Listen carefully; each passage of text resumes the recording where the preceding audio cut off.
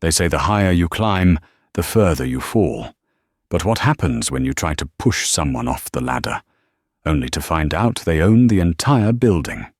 In the crowded, sterile environment of JFK's Gate B12, a black CEO, dressed in a simple hoodie, was just trying to get to London.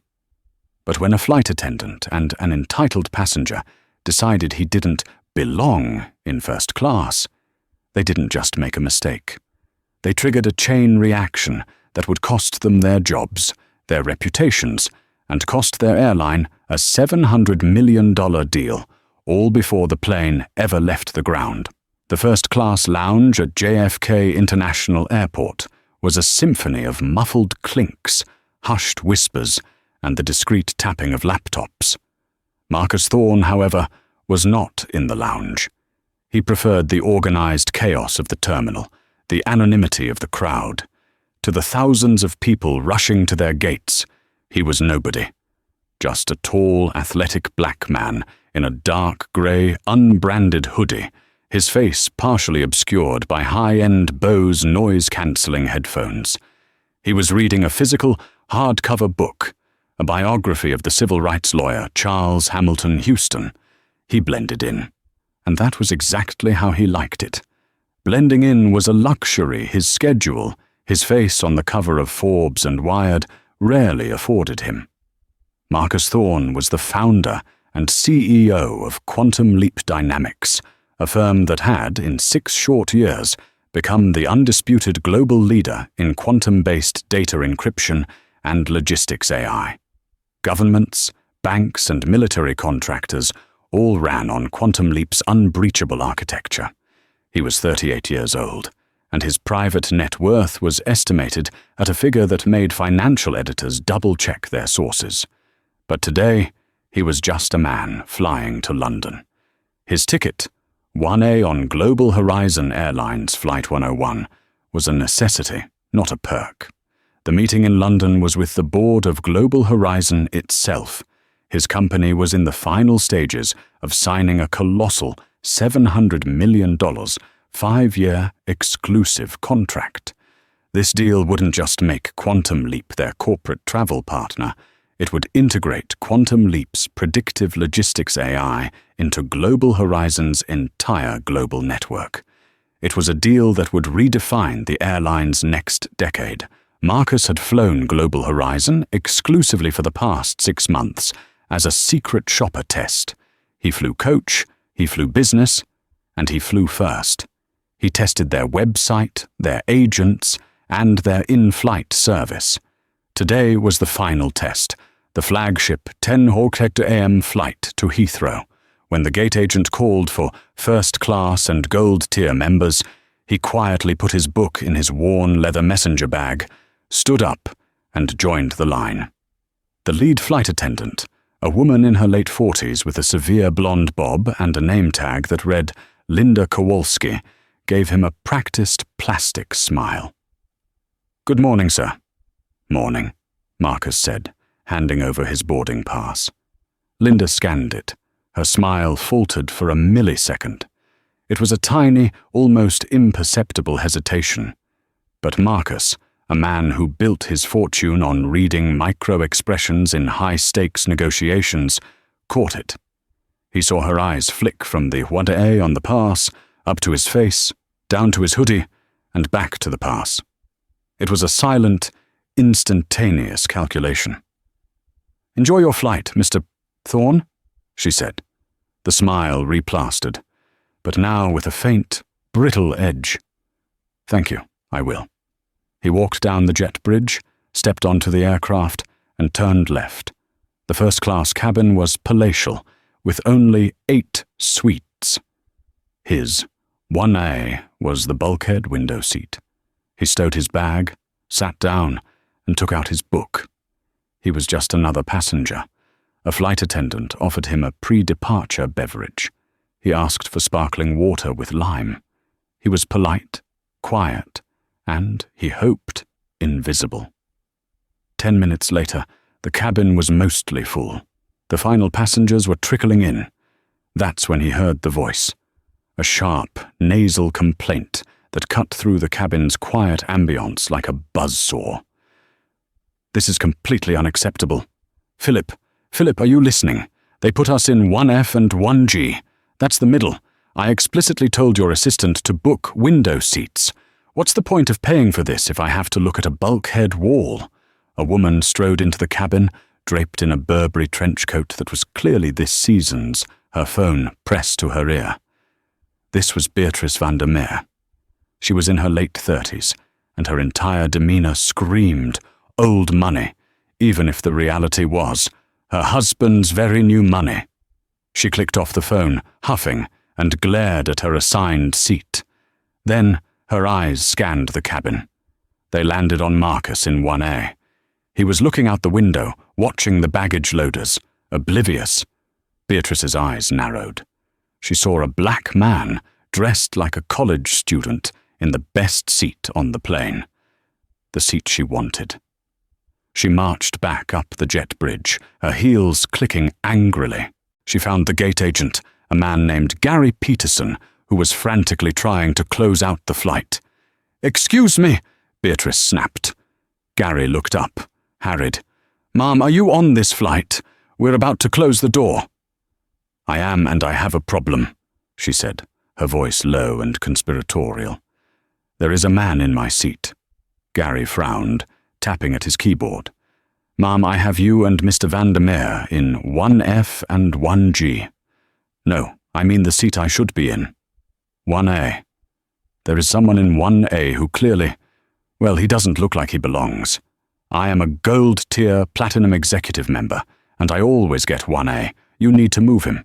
He must have been upgraded by mistake." Gary sighed. This was the last thing he needed. "Ma'am, 1A is occupied by a revenue-paying passenger. The manifest is set. I can't just— Do you know who my husband is?" she hissed. "Philip van der Meer. He's a senior vice president at Quantum Leap Dynamics. We spend over $1 million a year with your airline. Now, are you going to fix this, or am I going to have to call David Macmillan? He's a personal friend." The name David Macmillan, the CEO of Global Horizon, was a lie.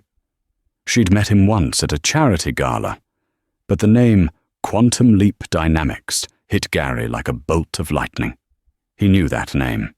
It was the massive corporate account they were all bending over backward to impress, the one all the internal memos were about. Gary's entire posture changed. His stressed demeanor was replaced by a cold, bureaucratic resolve. He was a small man who had just been given a big reason to exercise his small power. I see, Mum. Let me go talk to the passenger. Please wait here." Gary walked onto the plane, his face set. He spotted Linda Kowalski. "We have a situation," he muttered. "The man in 1A. He needs to move.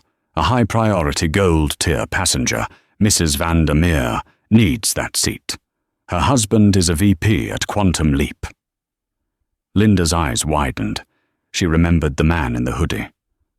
Quantum Leap. This woman's husband was an executive at the company they were all desperate to please. But the man in the hoodie, he was just the man in the hoodie. A terrible, racist, and corporate classist calculation was made in an instant. This was a chance for her to solve a problem for a VIP. "Right," Linda said, her professional smile turning into a weapon. "Let's go sort this out." They approached 1A together. Marcus looked up from his book as two shadows fell over him. "Sir," Gary said, his voice laced with artificial authority, "I'm afraid we're going to need you to move." Marcus Thorne lowered his Bose headphones, letting them rest around his neck. He blinked, offering a polite, neutral expression. "I'm sorry?" "We're going to need you to move seats," Gary repeated, puffing out his chest slightly. He was a man who clearly disliked confrontation, but was even more afraid of the woman waiting on the jet bridge. "Is there a problem with the seat?" Marcus asked calmly. "No," Linda cut in, her smile a thin red line. We have a GHA Gold-tier executive passenger who requires this specific seat. We've had a last-minute change. We're going to move you to 3D. It's a lovely aisle seat." Marcus's calm was unshakable, a trait that unnerved his business rivals.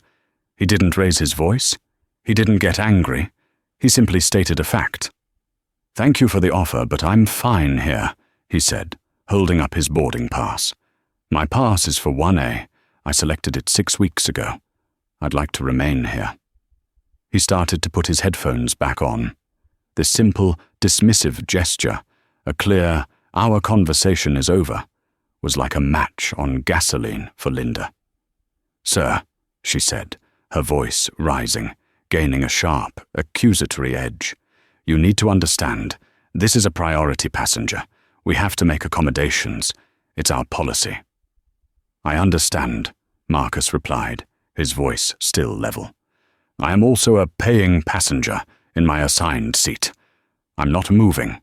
Unless the aircraft is unsafe, there's no operational reason for me to move." Other first-class passengers were now watching, their glasses of champagne held in mid-air. Beatrice van der Meer had now reappeared and was standing in the galley, her arms crossed, watching the show she had created. "This is ridiculous," she announced to the cabin. "Just make him move. He probably can't even afford this ticket. He must be on a buddy pass or an employee upgrade." The accusation hung in the air, thick and ugly. The coded language was clear. "You don't belong here." Marcus turned his head and looked at Beatrice, then back at Gary and Linda. His expression didn't change, but his eyes grew cold. He was no longer a quiet passenger. He was a CEO, analyzing a critical system failure. "Ma'am," he said to Beatrice, "this is between me and the airline staff. Please let them handle it." To Gary, he said, "Your other passenger's status is irrelevant to my ticketed purchase. Are you telling me that Global Horizons' policy is to forcibly remove a ticketed passenger from their assigned seat for the convenience of another?" Gary was sweating. He was in over his head. He looked at Linda for help. Linda stepped forward. "Sir, it's our right to reseat passengers for operational needs, and right now, we need you to move. If you refuse, I will have to classify you as a non-compliant passenger." This was a direct threat, the one that preceded being removed from the flight. Marcus knew the playbook. "Non-compliant?" Marcus's voice was dangerously quiet. "Non-compliant for sitting in the seat I paid for. Are you both absolutely certain this is the hill you want to die on?" "What did you just say to me?" Linda snapped, her professional mask cracking completely. The faux politeness was gone. "Are you threatening me?" "I'm asking a question," Marcus said. "A very specific, very real question. Because I am on my way to a meeting with your CEO, David Macmillan, to finalize a $700 million partnership on behalf of my company, Quantum Leap Dynamics. Your treatment of me, a black man in a hoodie in seat 1A, is a fascinating data point for my final report. So please continue. How non-compliant am I?" For a second, the world stopped. Gary and Linda froze.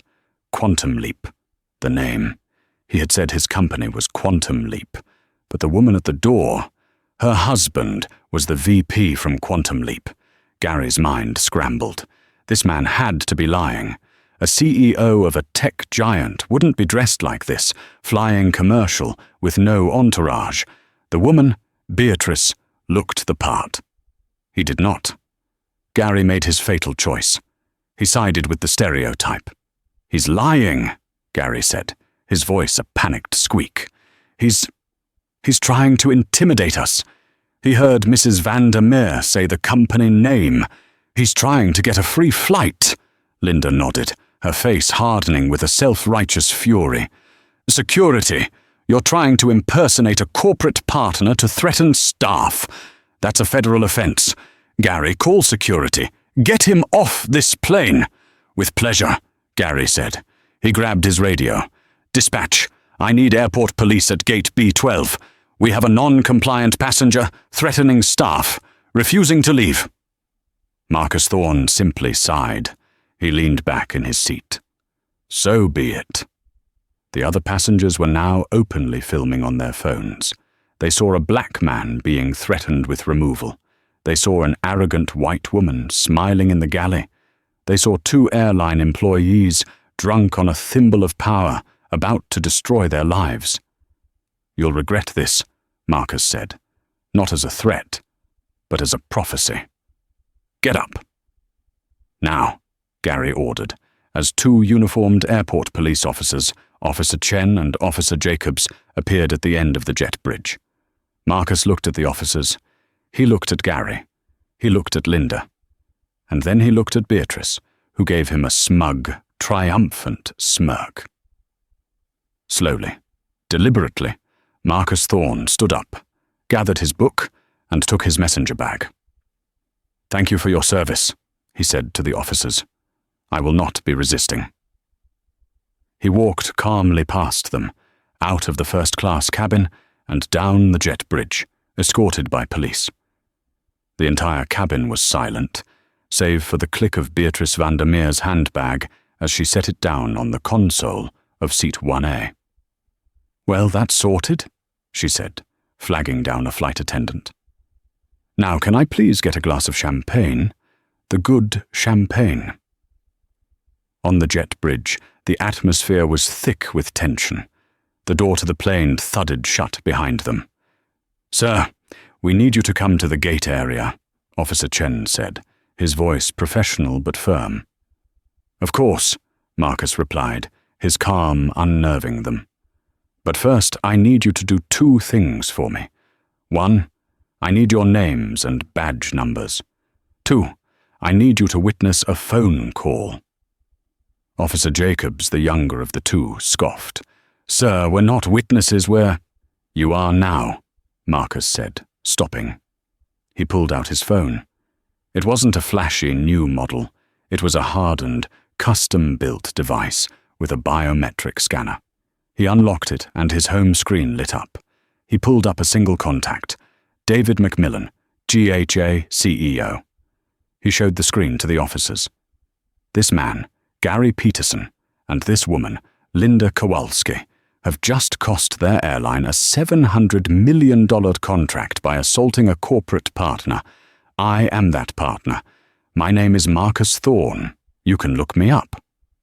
Officer Jacobs, a tech-savvy millennial, discreetly pulled out his own phone.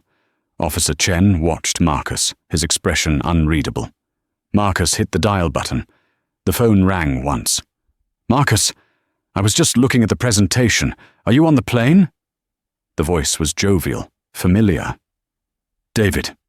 "I am not," Marcus said, his voice pure ice. The jovial tone vanished. "What? What are you talking about? A mechanical issue? Did you miss the flight?"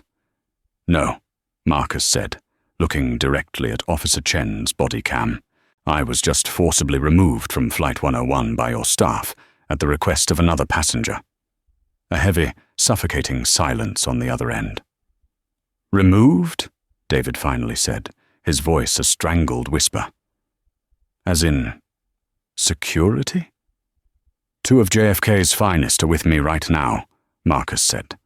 "I was kicked out of my paid, ticketed seat, 1A, because your lead flight attendant, Linda, and your gate agent, Gary, decided I didn't look like I belonged, and gave my seat to another passenger. They accused me of lying, impersonation, and threatening them when I identified myself. I am currently on the jet bridge, being detained." "Oh, my God," David breathed. At the same time, Officer Jacobs's eyes went wide. He'd found the Forbes article. "Holy," he nudged Officer Chen, showing him the screen. "The Quantum King, Marcus Thorne's 20-byte encryption empire." Chen's posture changed instantly. He unclipped his radio. "Dispatch, this is Chen, B12. Situation is not as reported. Stand by for a critical update. The passenger is not a threat. I repeat, not a threat. He is the victim." On the phone, Marcus heard David Macmillan's voice go from shocked to utterly apoplectic. "They... What? Marcus, that's impossible. They wouldn't... Who? Linda? Kowalski? Gary Peterson? I'll have their heads. I'll... The passenger who demanded my seat is a Mrs. Beatrice Vandermeer," Marcus continued, his voice relentless. "She claims her husband, Philip, is a VP at my company. Marcus, don't move. Don't go anywhere. I'm at the Teterboro hangar. I'm getting in a car. Do not let that plane leave the gate." "That's your job, David," Marcus said. "But I have a condition. I want you to call the gate. Right now. I want you to put me on speakerphone with Gary, Linda, and Mrs. Vandermeer. They're all on the plane, celebrating their victory. Consider it done. I'm also sending Henderson, my head of JFK operations. He'll be there in 2 minutes.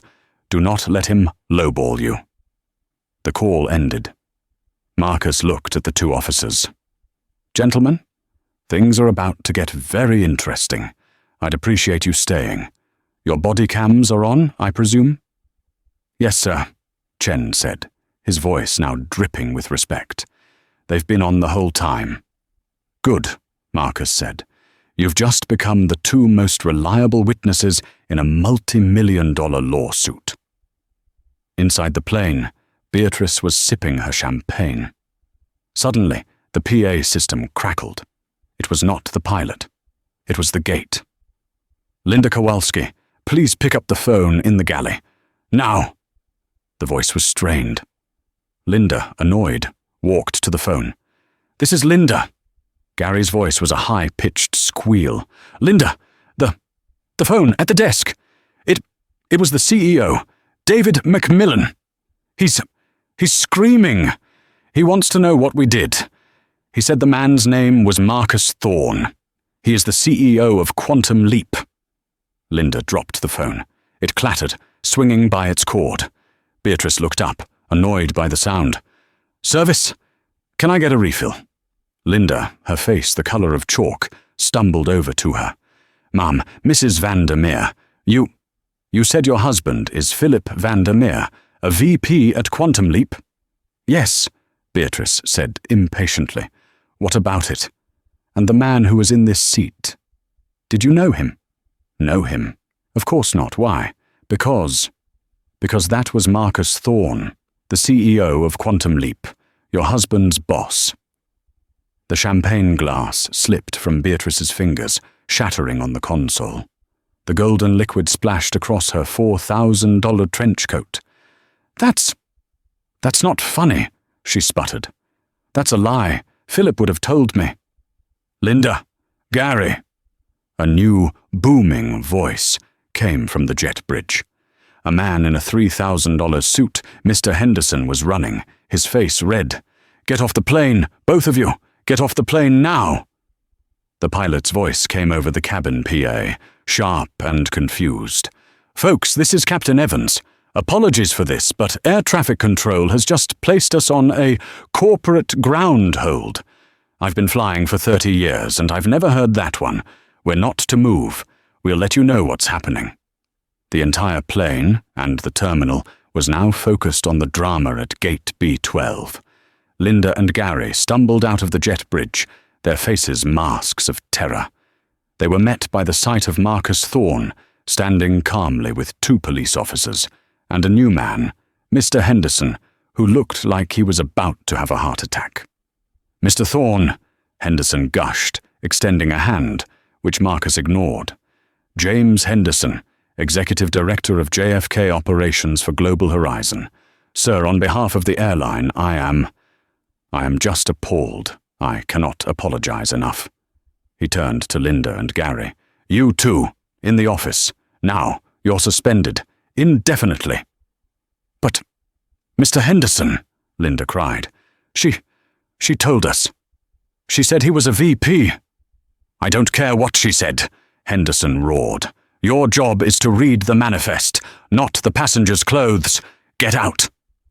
They scurried away, weeping. Henderson turned back to Marcus, his face now a mask of corporate sympathy. Mr. Thorne, a terrible, terrible mistake. The actions of a few. Please don't let this tarnish our relationship. We can get you on the plane. I'll have that woman removed immediately. He gestured to the plane. We can still make the flight. Marcus looked at him, unimpressed. Removed? Like you just removed me? No, of course not. Sir, please. We'll upgrade you. Oh, you're already in 1A. We will voucher you. 50,000 miles.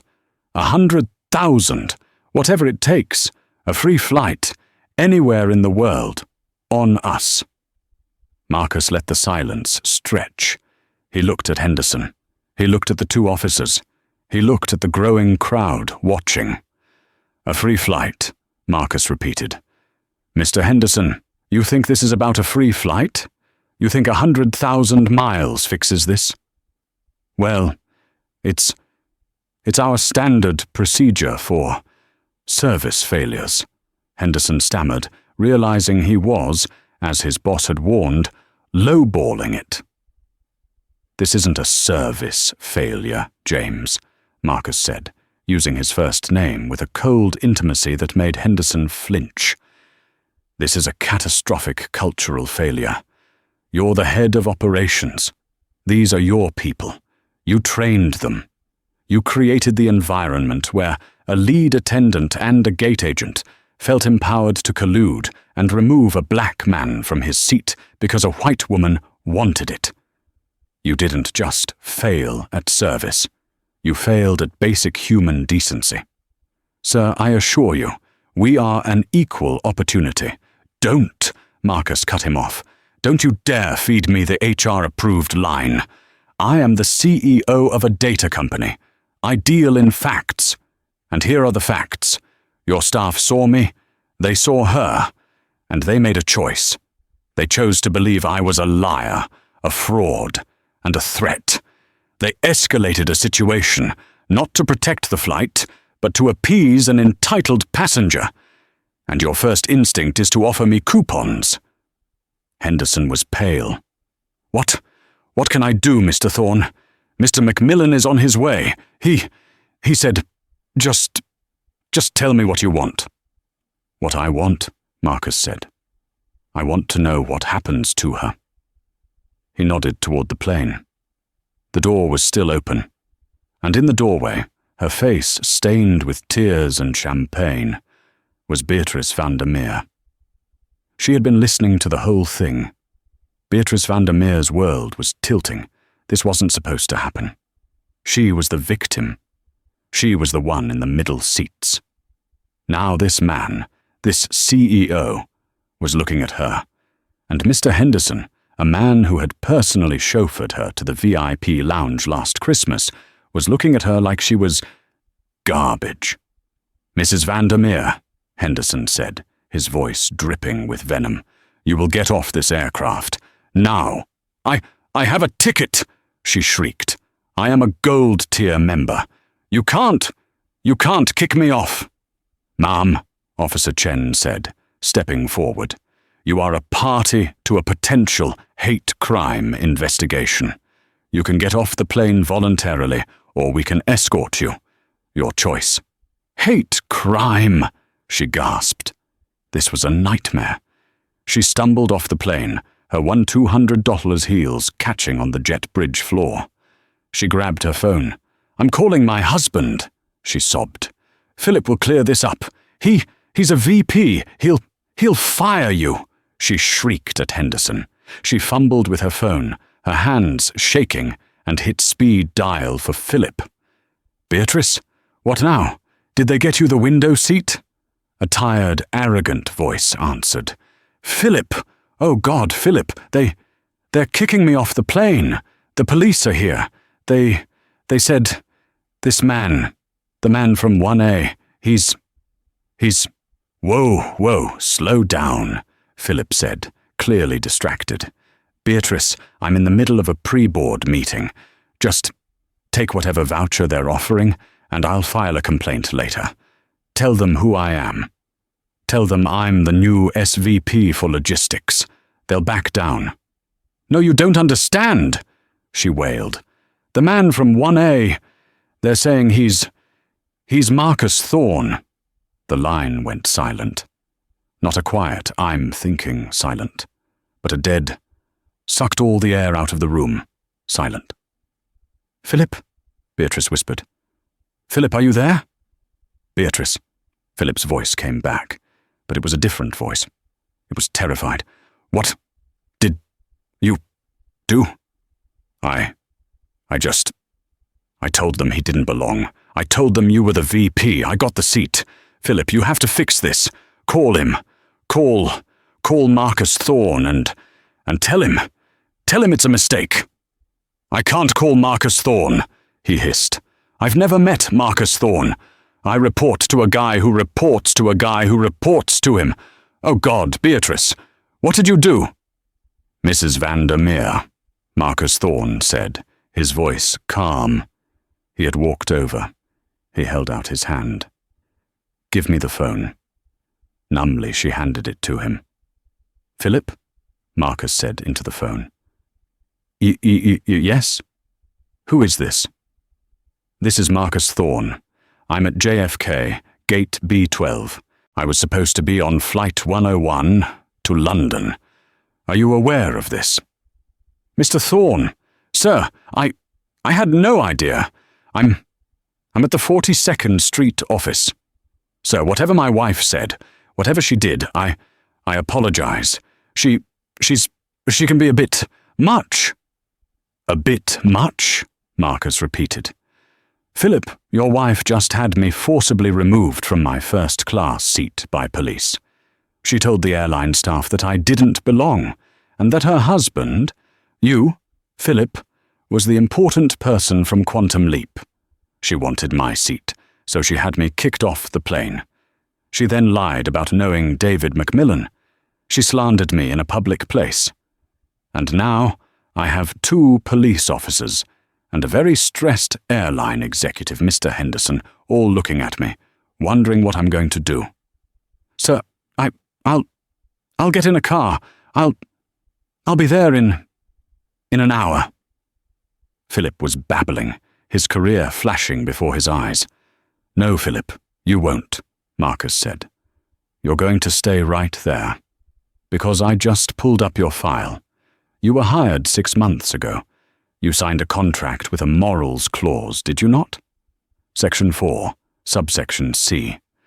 One that states that you and your immediate family will not act in a way that brings disrepute upon the company or its officers." "Yes, sir, but I didn't do anything."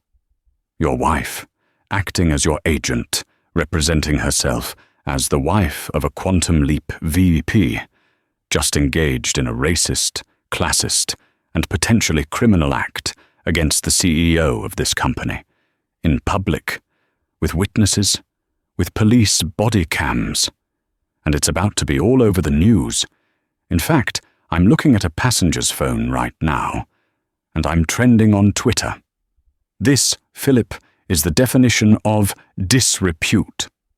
"Please, sir, please don't do this. I have a mortgage." "You should have thought of that before you married a woman who uses your job title as a weapon," Marcus said. "I am not going to fire you, Philip." A small, strangled sound of relief came from the phone. Beatrice, hearing this, perked up. "Thank you, sir. Oh, God, thank you. I'll talk to her. I'm not going to fire you," Marcus repeated, "because you are going to resign, effective immediately. You are going to email your resignation to HR. You will cite personal reasons. In exchange, I will not pursue you for damages, and the company will not contest your unemployment claim. If I do not have that resignation in my inbox in the next 5 minutes, I will fire you.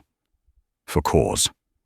And I will have the company's legal team file a civil suit against you and your wife for defamation and reputational damage. Your choice." Marcus hung up the phone. He handed it back to Beatrice. She just stared at it.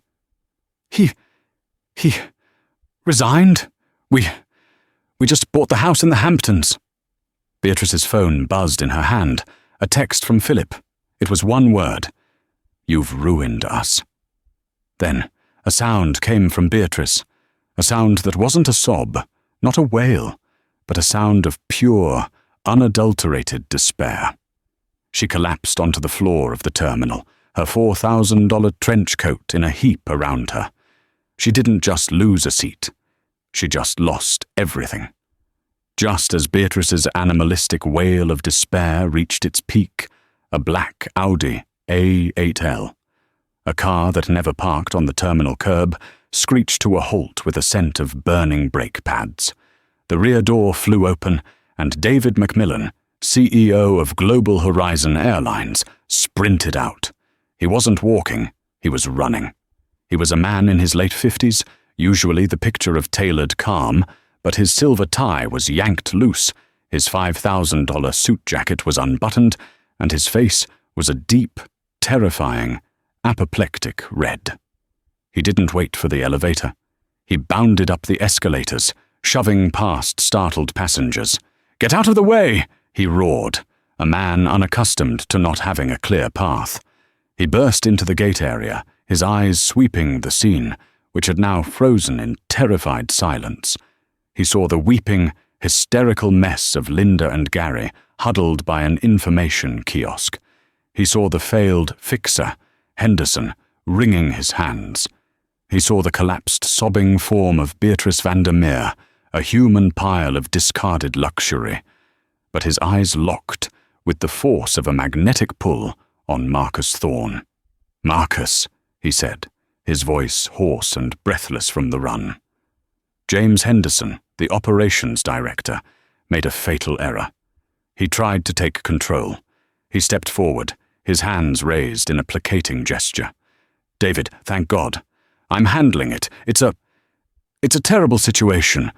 But I've offered Mr. Thorne—" Macmillan's head snapped toward Henderson.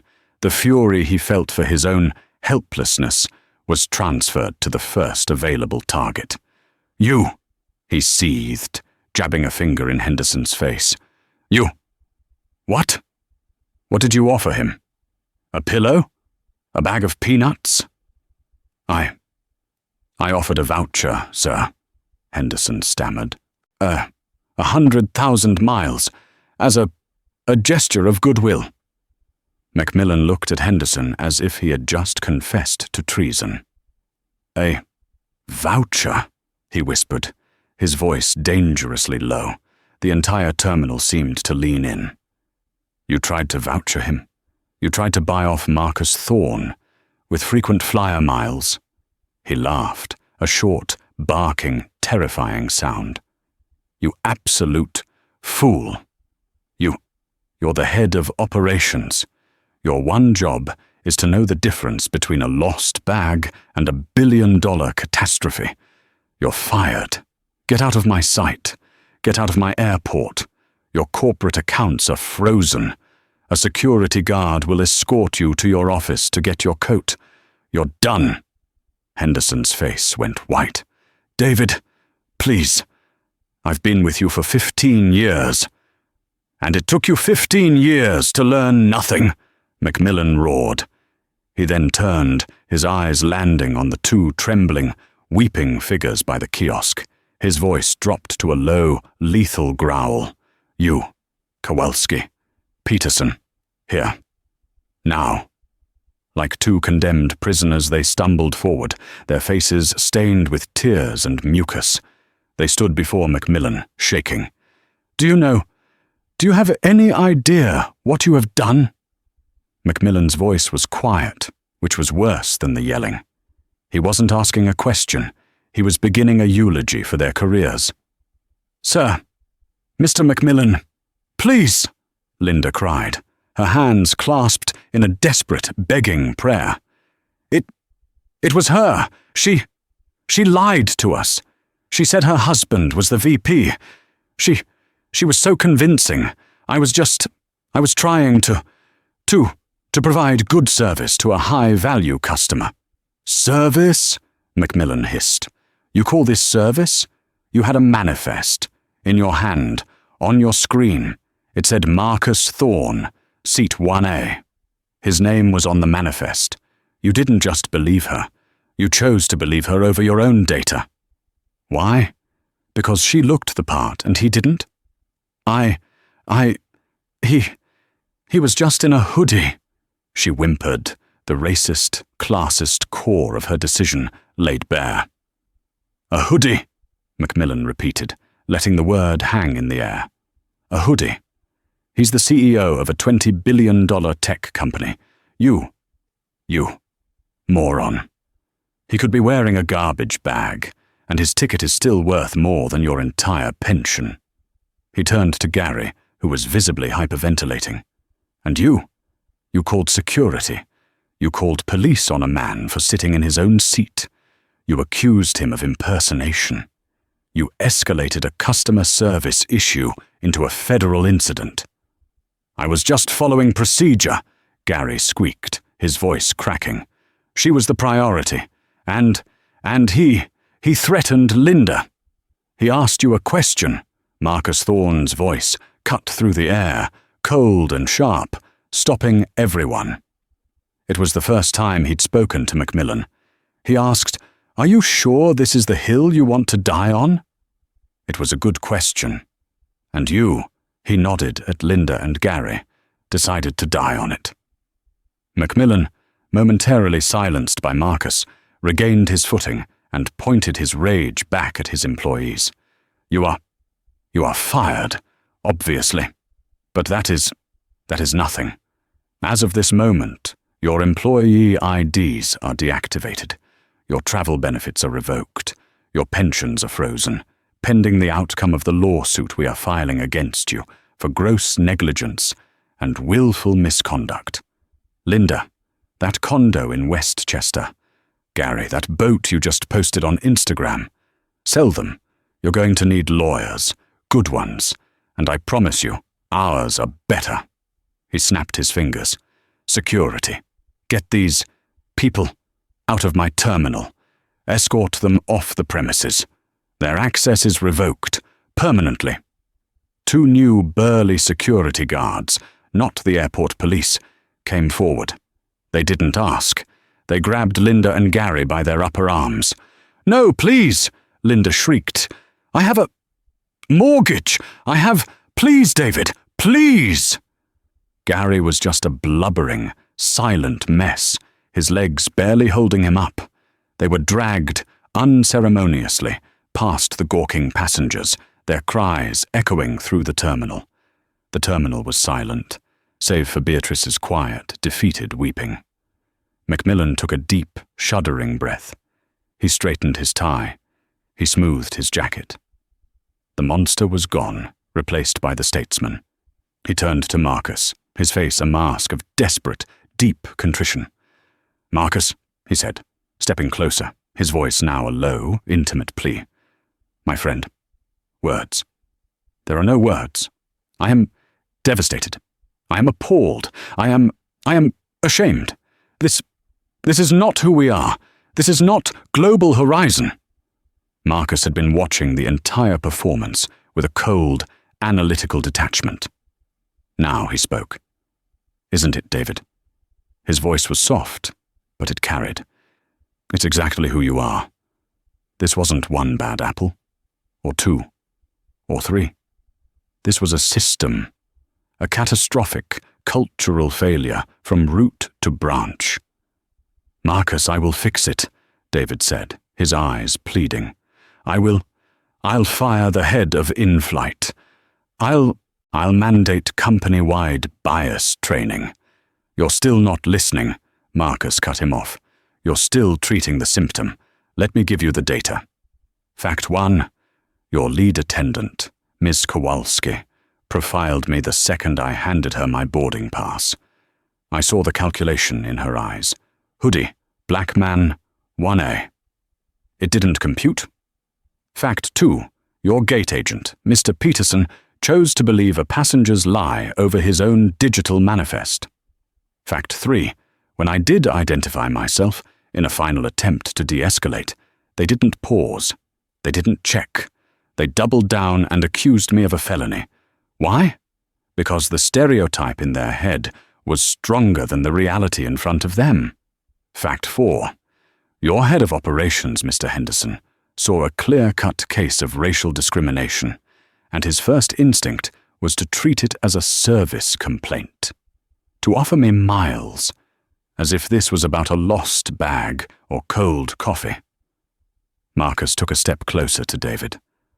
And fact 5, David, the most damning one of all. You are standing here, sweating, and you've just performed an impressive corporate execution. Why? Not because I was wronged, but because I am rich. Because I am Marcus Thorne. What if I had been a teacher, a lawyer, a soldier, a regular man in a hoodie who just saved for 6 months to buy that seat? What would have happened? I'll tell you. He'd be in a holding cell right now. This wouldn't be a crisis. It would be a Tuesday. David was pale. He knew it was true. So, what do we do? He stammered. Tell me, we'll rebuild it. We'll use Quantum Leap. You can design the new training. You can lead the new ethics committee. Name your price. Marcus Thorne looked at David Macmillan, and he laughed. It was a short, bitter, humorless laugh. The deal is dead, David. What? No. Marcus, you can't. It's $700 million, and we've been working on it for a year. The deal is dead, Marcus repeated, his voice pure ice. He pulled out his phone. I'm pulling our bid, publicly. My head of comms has had a press release prepped for the last 10 minutes, waiting for my signal. The signal is now. He tapped the screen. In the pocket of David Macmillan, his phone buzzed violently, and in the terminal, a ripple went through the crowd, as one by one, other people's phones began to buzz and chime with breaking news alerts. A man in a suit nearby gasped, "Oh my God, AP alert! Quantum Leap Dynamics pulls $700 million bid, citing catastrophic cultural failures at Global Horizon Airlines." David Macmillan looked at his own phone's lock screen. He saw the alert. He saw his stock, which had already dipped, get halted in pre-market trading. He saw his career, his legacy, his airline, all turning to ash. "Marcus, no. Please," he begged, all pretense of power gone. He was just a terrified man. "Think of the shareholders. Think of my job. We can fix this." Marcus Thorne zipped up his messenger bag. He put his phone in his pocket. He looked at the wreckage of the man in front of him. "You should have thought of that," Marcus said. "You should have built a better company." "But your meeting in London," David said, defeated. "Oh, I'm still going to my meeting," Marcus said, turning to walk away. "I'm just not flying with you. I'm never flying with you again." The fallout was not a gentle drift of ash. It was a volcanic explosion, immediate and catastrophic. Before Flight 101, now known infamously online as Flight 101 fiasco, was even cleared to fly, the story was the biggest news on the planet. The videos, filmed by passengers, the terminal crowd, and crucially, Officer Chen's body cam footage, which was leaked to a major news outlet within the hour, were everywhere. The hashtag #WasTerQuantumLeap grounded, created by a passenger in business class, was trending globally. But the real story was being told in the silent, flashing numbers of the pre-market. Global Horizon Airlines stock, ticker GHA, was in freefall. The moment Marcus's press release hit the wire, traders saw Quantum Leap and $700 million and catastrophic cultural failure, and they hit the sell button. In a sterile, glass-walled conference room in the GHA executive wing at JFK, David Macmillan watched the ticker on CNBC. He saw a deep dive graphic with his own face next to Marcus Thorne's. The chyron read, "GHA in freefall. Airline loses $700 million deal accused of racism. The number on the screen was a sea of red. 28%, $4.2 billion in market value, gone, erased, all before the 10 a.m. flight had even left the ground. His phone, sitting on the polished mahogany table, began to vibrate. It didn't ring. It buzzed with a violence that made it skid across the wood. The caller ID was Jessica Alvarez, the lead director of the board. He let it buzz. He knew what the call was. It wasn't a "what happened" call. It was a "how do we do this" call. The karma that followed was not theoretical. It was a precise, real-world and devastating series of dominoes. The reckoning of Linda and Gary Linda Kowalski and Gary Peterson were, as Macmillan had screamed, fired. But that was just the beginning. The lawsuit he promised was not a bluff. GHA's legal team, in a desperate attempt to show the market they were taking action, sued them both personally for gross negligence and willful misconduct that led to incalculable financial and reputational damage. Linda's pension, built over 20 years of service, was frozen and ultimately seized to help cover the airline's legal fees. Her name and face were so recognizable that she became unemployable. A month later, desperate, she applied for a regional manager position at a budget car rental agency in Newark. The hiring manager, a man half her age, looked at her resume, then at her face. "Wait a minute," he said, squinting. You're Flight 101, Linda, aren't you?" Linda's blood ran cold. That was a misunderstanding." "Yeah, no," the manager said, closing the folder. "Sorry, we can't. We have a very diverse clientele here. We can't have you at the desk. It's a liability." Gary Peterson faced a similar fate. He lost his arbitration. He, too, was a social pariah. He tried to get a job in logistics, his actual field of study, but the viral video of him squeaking, "He's lying," and "call security," was a permanent stain. He ended up as a night shift stocker at a warehouse, invisible, which was, in the end, what he had assumed Marcus Thorne was. The ruin of the Vandermeers. For Beatrice and Philip, the fall was the most personal. Philip's 5-minute resignation was, of course, accepted. But it didn't stop the bleeding. They were named as co-conspirators in GHA's lawsuit. They weren't just witnesses. They were, in the airline's legal argument, the malicious instigators of the entire event. The scene in their New Hamptons house, the one Philip's new VP salary had barely secured, was one of pure acrimony. "You!" Philip screamed, an unshaven, drunk mess in a $2,000 bathrobe. He hurled a crystal tumbler at the wall. "You just had to have the window seat." "Me!" Beatrice shrieked, her face raw, her nails bitten to the quick. "You're the one who told me to always use your name. They'll respect you, Beatrice. Tell them who I am, Beatrice. You're just a glorified office manager, and you pretended you were a king. And I believed you. I was a king," he roared. "Or I was going to be. Now I'm nothing. I'm a joke." The final nail came a week later. They were having the same argument. But now the house was cold. They couldn't afford the heating. A sharp knock echoed through the empty marble foyer. It was a process server. He handed a thick envelope to Beatrice. "Mrs. Vandermeer, you've been served." It wasn't just GHA. It was a class action suit from the 150 other passengers on Flight 101, suing for emotional distress, the delay, and the hostile, discriminatory environment the airline and the Vandermeers had created. Their legal fees were astronomical. The house was put on the market in a fire sale. They sold it at a loss of $800,000. Their friends stopped answering their calls. They were ruined, not just financially, but socially. They had become the very thing they feared, nobodies. The end of an era at GHA, David Macmillan's meeting with the board, was not a meeting. It was a 10-minute Zoom call. Jessica Alvarez didn't waste time with pleasantries.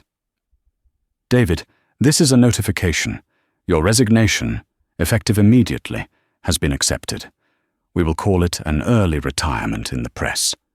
You will get your golden parachute, but if you ever speak a word of this, we will claw back every cent. Are we clear?" "Jessica, I can fix this," he pleaded. "No, David, you can't. The brand is toxic. You, by association, are toxic. Goodbye." The screen went blank.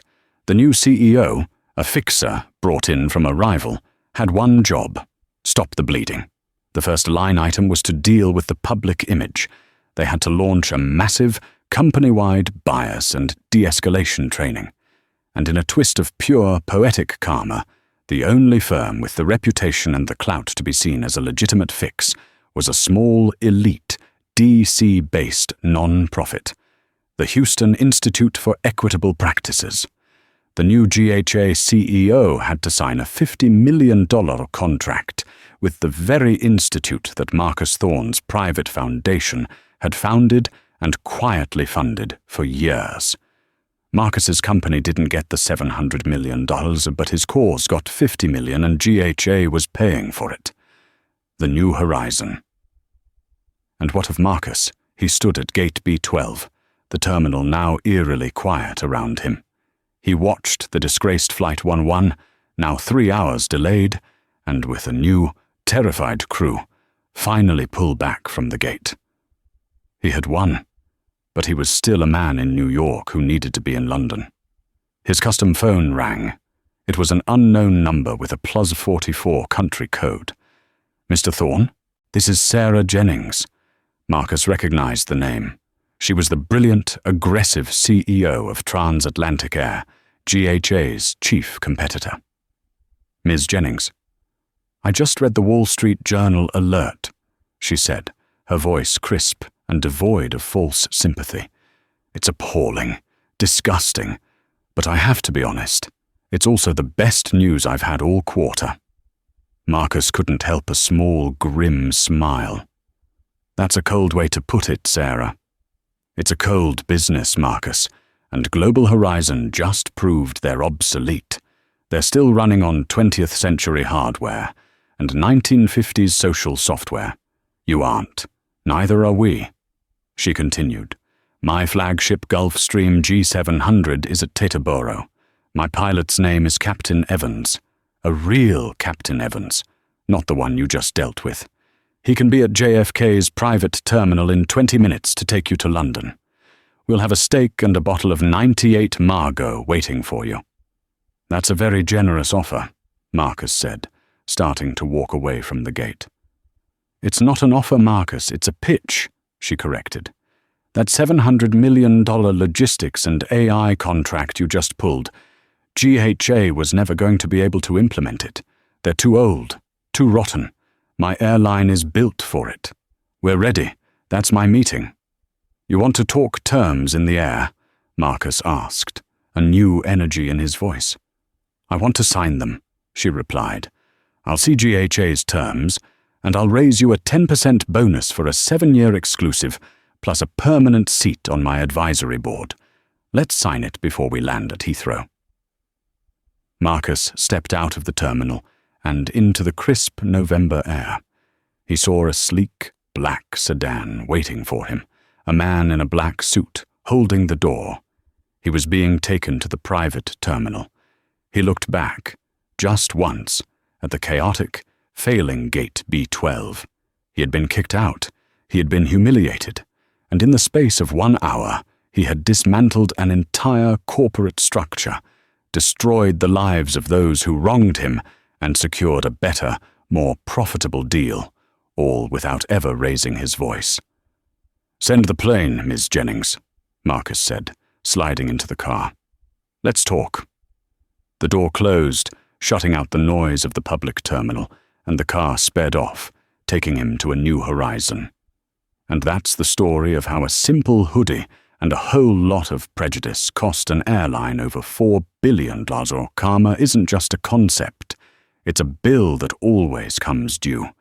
The next time you see someone judge a book by its cover, you'll remember the story of Marcus Thorne, who proved that the quietest man in the room is often the most powerful. What did you think of Linda's and Beatrice's downfall? Was it justified? Let me know in the comments below what you would have done in Marcus's situation.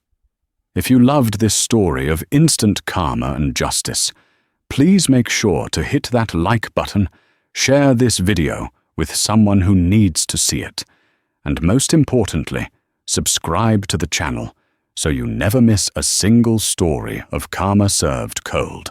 Until next time.